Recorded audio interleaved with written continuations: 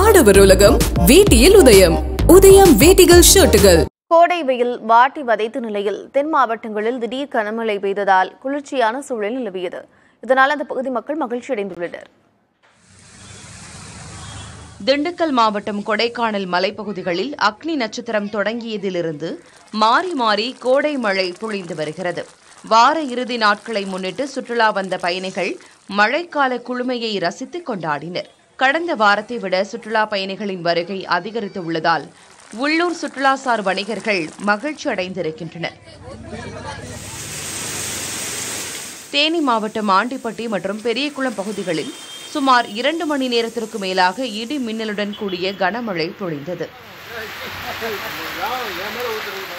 தொடர்ந்து பொழிந்த மழையால் சாலைகளில் நீர் பெருக்கெடுத்து ஓடியதோடு கோடை வெப்பத்தின் தாக்கம் முற்றிலுமாக தணிந்து குளிர்ச்சியான சூழல் நிலவியது.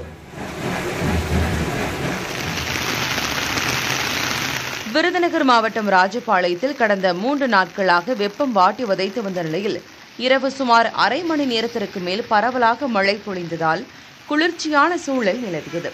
மேலும் பழைய பேருந்து நிலையம் புதுப்பிக்கும் பணிகளும் நடந்து வருவதால் வெளியூர் செல்வதற்காக சாலையோரம் காத்திருந்த பயணிகள் மழைக்கு கூட ஒதுங்க இடமின்றி சிரமத்திற்கு ஆளாகினர்.